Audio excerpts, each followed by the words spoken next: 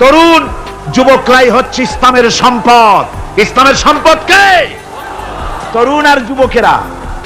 তোমাদের অবদান ইসলামে সব চাইতে বেশি।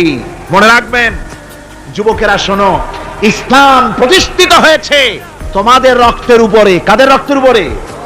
যুবকদের রক্তের উপরে। যারা ইসলাম প্রথম কবুল করেছিলেন তারা কিন্তু বুড়ো ছিলেন না কেউ। প্রথম যে ব্যক্তি ইসলাম কবুল করলেন হযরতে সাইয়্যিদুনা আবু বকর সিদ্দিক রাদিয়াল্লাহু তাআলা আনহু, বয়স ছিল 37 বছর। 37 বছর বয়সে দাঁত টাত পড়িয়া খুনখানা বুড়া হয়ে গেছিল নাকি? হযরত ওমর ইসলাম যখন কবুল করেন তখন তিনি ছিলেন 26 বছরের টকবকে যুবক। যৌবনের রক্ত পা এবং মাথা পর্যন্ত শিরায় উপশিরায় ধাবমান এই যুবক হযরত ওমর 26 বছর বয়সের সময় ইসলাম কবুল করেন। হযরত আব্দুর রহমান বিন আউফ যখন ইসলাম কবুল করেন বয়স ছিল মাত্র 17 বছর। হযরত আলী যখন ইসলাম কবুল করেন তখন বয়স ছিল মাত্র 8.5 বছর।